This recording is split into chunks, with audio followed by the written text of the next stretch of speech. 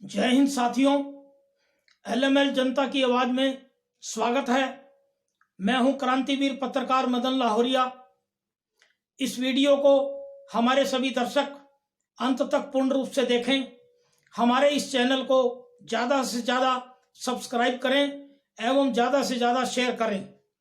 चर्चा बुलंद है कि बंद दुकान परेशान सामान, क्यों बंद की दुकान पूछ रहा है सामान, क्यों भयभीत किया अवाम, हैवान बनी सरकार, किया तुगलकी फरमान, लॉकडाउन से हुए परेशान, बिना जनता की राय के बढ़ाया गया लॉकडाउन, कोरोना को ठीक कीजिए, लॉकडाउन को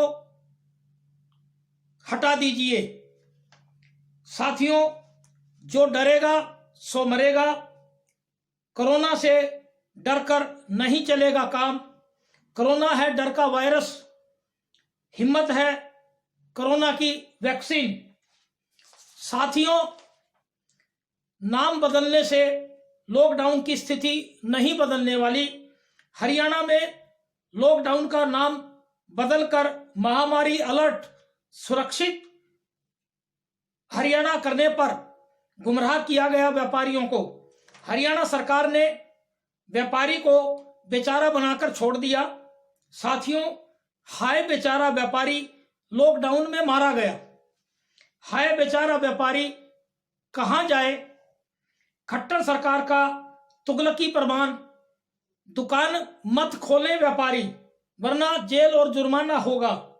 खट्टर सरकार बतलाए कि यह तुगलकी फरमान क्यों किया गया, किस लिए किया गया। यह मध्यम वर्ग के व्यापारियों को मारने की साजिश क्यों रची गई खट्टर सरकार के द्वारा। खट्टर सरकार बतलाए कि ये दोबारा से लॉकडाउन बढ़ा करके मध्यम वर्ग के और छोटे स्तर के व्यापारियों को मारने की साजिश क्यों रची गई।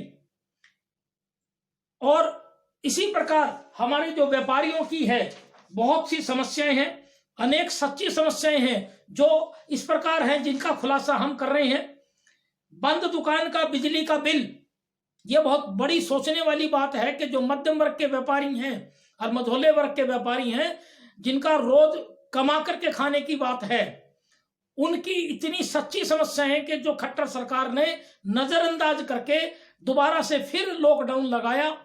और साथियों, हम आपको ये बता देना चाहते हैं कि पिछले साल चाहे वो मध्यम व्यापारी था, चाहे छोटा था, रेडी पटरी वाला था, बड़े व्यापारी थे, मध्यम वर्ग के सारे व्यापारियों ने सरकार को बहुत बड़ा सहयोग किया।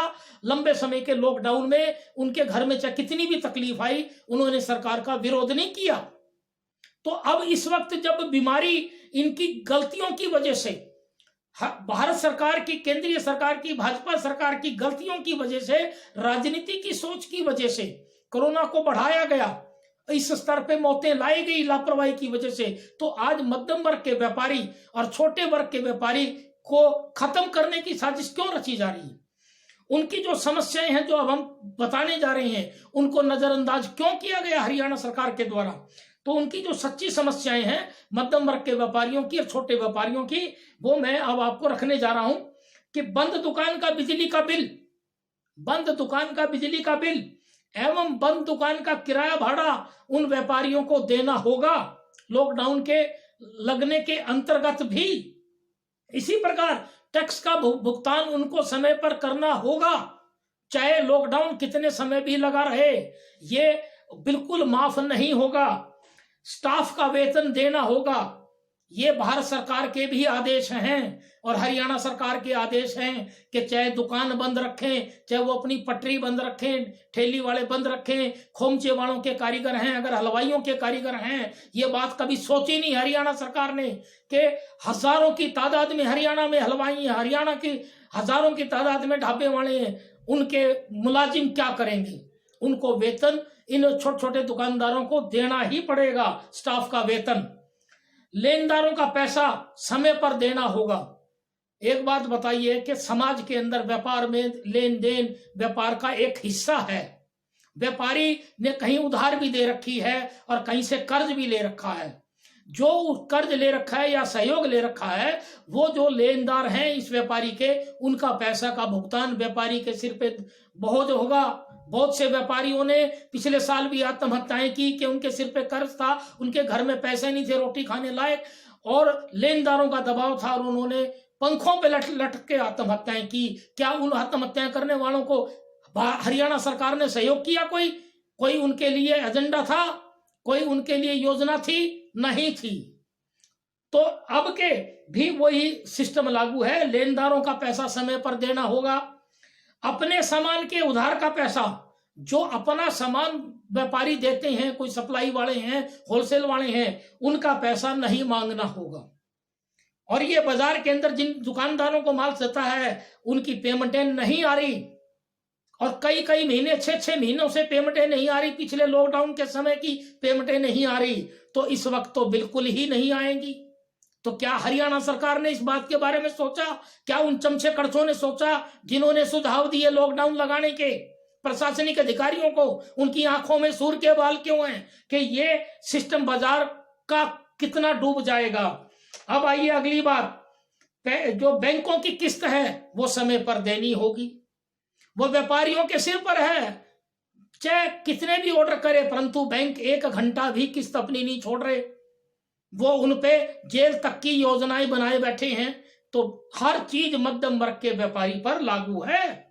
अब जरा सुने हम गरीब दुकानदारों की, जो रेडी पटरी वाले हैं बेचारे, उनकी भी तो जरा आपको समस्याएं बताएं हमारे चैनल की तरफ से। हरियाणा के मुख्यमंत्री की आंख खोलें, उन चमचे कड़छों की आंख खोलें जो डीसी को लेटर देके आते हैं 21 दिन का लॉकडाउन लगाने के लिए, और अपना धंधा करते हैं दवाइयों का। वो चमचे कड़छे सुन ले जरा कान खोल करके कि रेडी पटरी वालों का हरियाणा सरकार से एक गंभीर सवाल है कि कब तक झेले नुकसान। रेडी पटरी वाले कब तक झेलेंगे नुकसान? फिर दोबारा कारोबार चौपट हुआ, दोबारा से फिर ठेली पटरी वालों का कारोबार चौपट हो गया। उनकी खुद की व्यवस्था के लिए भी नहीं बचे पैसे। आज उन छोटे छोटे रेडी पटरी वालों के घरों में रोटी खाने लायक उनके लिए पैसे नहीं है। तो ये चमचे कड़छे जो गुड़गांव के अंदर, विशेष तौर से हरियाणा के गुड़गांव में भाजपा के चमचे कड़छे ज्यादा पैदा हो गए हैं। पूरे हरियाणा में सबसे ज्यादा चमचे कड़छे भाजपा के गुड़गांव में पैदा है। ये हम खुलेआम इस बात के लिए बता रहे हैं कि इन चमचे कड़छों ने ही हरियाणा के मुख्यमंत्री मनोहर लाल खट्टर की आंखें बंद कर रखी है, उनकी आंखों में धूल झोंक रखी है। ये जितने बाहर से आए हुए बरसाती मेंढक हैं भिन्न भिन्न पार्टियों के, हरियाणा के मुख्यमंत्री जब तक अपनी आंख नहीं खोलेंगे, ये पूरी भाजपा को और पूरे जनता को डबो के छोड़ेंगे। ये हमारे पास ये सबूत है कि इन गरीब दुकानदारों और मध्यम दुकानदारों के खिलाफ एक गुड़गांव की अपने आप को भामाशाह कहने वाली संस्था और अपने आप को दानवीर संस्था कहने वाली ने ही पत्र लिखा था गुड़गांव के डिप्टी कमिश्नर यश गर्ग को। आज हम उस संस्था की पोल पट्टी खुलेआम ये बात कह करके खोल रहे हैं, और वो है कैनविन संस्था। संस्था बनाना कोई बुरी बात नहीं है, परंतु संस्था बना करके गरीब लोगों के पेट पे लात मारना और गरीब लोगों की कमाई के साथ साजिश रचना सबसे बड़ा पाप है। वो पाप कभी भी माफ नहीं हो सकता। मैं पूछना चाहता हूं कैनविन के संचालकों से, क्या उनके पास ऐसा क्या पावर आ गई थी कि वो गुड़गांव के डिप्टी कमिश्नर को लेटर देके आते हैं? वो लेटर की कॉपी हमारे पास है, आने वाले समय में हम हमारे सभी दर्शकों को दिखा भी देंगे।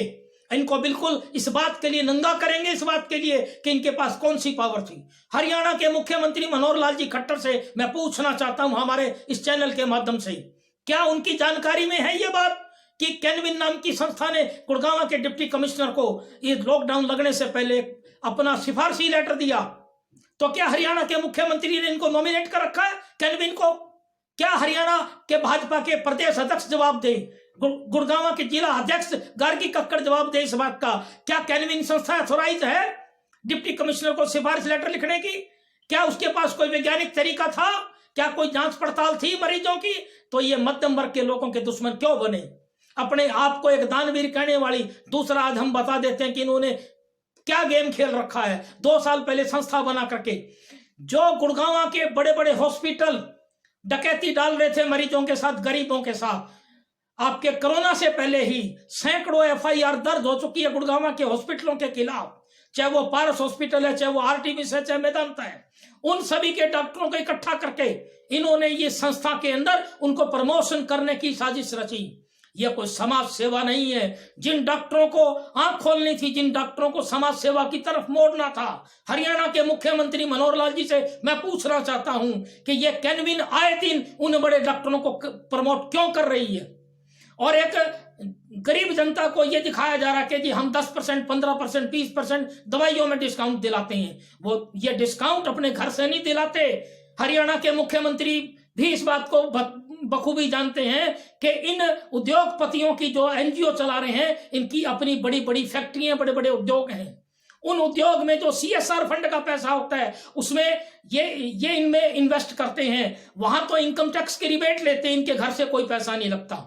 ये जनता को सरासर उल्लू बना रहे हैं अपनी वाहवाही। एक तरफ तो अपनी वाहवाही लूट रहे हैं, दूसरी तरफ सरकार का फंड भी खा रहे हैं। पिछले साल इन्होंने बहुत फंड खाया। हमें यह बात कहने में कोई गुरेज नहीं, किसी किस्म का डर नहीं है, क्योंकि आज इस सेकंड फेज में कोरोना के सारी हदें पार कर दी इन संस्थाओं वालों ने। गुड़गांव में रातों रात एनजीओ बन जाती हैं। मध्यम वर्ग का जो दुकानदार है, वर्ग है, वो बिल्कुल पीड़ित है। पिछली बार इन्हीं संस्थाओं ने अपनी मेडिकल दवाइयों का और बड़े बड़े लोगों को प्रमोट किया, खूब दवाइयों की, मास्क की, सैनिटाइजर की दुकानदारी चलाई। एक बात बताइए मनोहर लाल जी कि आपने जमीन की सच्चाई से, जमीन के जमीनी स्तर से आप चले हुए हैं, आरएसएस के प्रचारक हैं, तो आप इतनी बात पे मौन धारण क्यों करे बैठे हैं कि एक तरफ मध्यम वर्ग का व्यापारी आपको कोऑपरेट कर रहा है, अपनी रेडी पटरी बंद कर रखी है, ठेलियां उन्होंने बंद कर रखी हैं, दूसरी तरफ इन लोगों के पैसा बरस रहा है, दवाइयों का भयंकर जबरदस्त चल रहा है। आपने ये बात कभी नहीं छानी कि जो ट्रीटमेंट एक नॉर्मल दवाई से हो सकता है, वो ट्रीटमेंट इन बड़े डकैतों के पास क्यों करवा रही है। आज ये बड़ी बड़ी एनजीओ बन गई। सरकार की बड़ी लापरवाही, सरकार के पास हॉस्पिटल में व्यवस्थाएं नहीं। सरकारी हॉस्पिटलों में आज हम दुकानदारों के विषय पे बात कर रहे हैं, उससे पहले हमने कई बार इस कैनविन के बारे में कहा है। इस प्रकार की कई संस्थाएं, फरिश्ते, देवदूत, भारत भाग्य विधाता, मानवता फाउंडेशन, मानव आवाज, गुड़गांव के अंदर कुकर मुत्ते की तरह एनजीओ बनी हुई है। माननीय मुख्यमंत्री मनोहर लाल खट्टर, जब तक आप इन सबको प्रतिबंध नहीं लगाएंगे तब तक गुड़गांव का सुधार नहीं होने वाला, गरीबों का भला नहीं होने वाला। मध्यम वर्ग का व्यापारी जबरदस्त खत्म की पोजीशन में चल रहा है। आपके संज्ञान में डाल दें यह बात कि अगर मध्यम वर्ग के व्यापारी और दुकानदार का अगर कोई बच्चा बीमार हो जाए, तो आज जहां ऑक्सीजन नहीं मिल रही, सिलेंडर नहीं मिल रहे, दूसरा इन कैनविन की संस्था वालों ने इस वक्त हदें पार करके ओयो के होटल भाड़े पे लिए। जो होटल प्रतिबंधित थे कोरोना के अंदर, उनको तो रेंट देके उनका धंधा चला दिया, प्लस में अपना दवाइयों का धंधा, ऑक्सीजन, सैनिटाइजर। और अब सेवा के लिए पहले भी इन्होंने 17 अप्रैल को एक डॉक्टर को, प्रतिष्ठित डॉक्टर को बिठाया है, उन प्रतिष्ठित डॉक्टरों को भी ये ब्लैकलिस्ट कर रहे हैं। और अब कल की सुबह में हमें पता लगा कि एक डॉक्टर जिनकी छवि भारत में अच्छी है, जो कोरोना के बारे में बहुत अच्छी राय दे रहे हैं, घरों पे ट्रीटमेंट की सोच रहे हैं, डॉक्टर विश्वरूप राय चौधरी फरीदाबाद से, उनसे हमारी मुलाकात हो चुकी है। उन्होंने हमें यह किताब भी भेंट करी, ये पिछले साल हमें किताब भेंट करी कोरोना पे। लोग उनकी राय से घरों पे उपचार कर रहे हैं। अब जब इनकी चोरी पकड़ी गई कैनविन वालों की, तो अब उनको ये वेबिनार के अंदर बिठाना चाह रहे हैं। तो मैं कहना चाह रहा हूं विश्वरूप राय चौधरी को भी संदेश देना चाह रहा हूं हमारे चैनल से कि ऐसे भ्रष्ट लोगों का साथ में ना आए। और आपको तो लाखों लोग सुनते हैं भारत के, आपकी वाणी को सुनते हैं। ये हमारे दिल के भाव में जनता की आवाज है ये, कि ऐसे भ्रष्ट लोगों का आप कम से कम साथ ना दे। और गुड़गांव के प्रशासनिक अधिकारी अपनी आंखें खोले, मध्यम वर्ग के दुकानदारों की सुने, और ये लॉकडाउन यथासंभव जल्द से जल्द खोला जाए। मध्यम वर्ग का व्यापारी और रेडी पटरी वाले वरना बर्बाद हो जाएंगे। मनोहर लाल जी से हम प्रार्थना करते हैं व्यक्तिगत तौर पे भी, इस चैनल के माध्यम से, कि हरियाणा के मुख्यमंत्री इन छोटे व्यापारियों का ख्याल रखें। छोटा व्यापारी भारत की रीढ़ की हड्डी है। अगर छोटा व्यापारी, मझोला व्यापारी और ये ठेली पटरी वाले नहीं बचेंगे तो बड़ा व्यापारी भी नहीं बचेगा। और इन एनजीओ वालों को मैं हमारे चैनल के माध्यम से चेतावनी देना चाहता हूं कि अगर ये मध्यम वर्ग के व्यापारियों को और मझोले व्यापारियों के खिलाफ साजिश रचते हुए लॉकडाउन को लंबा करवाएंगे, तो एक दिन ऐसा आएगा इन एनजीओ वालों के घरों के अंदर भी शमशान बचेगा।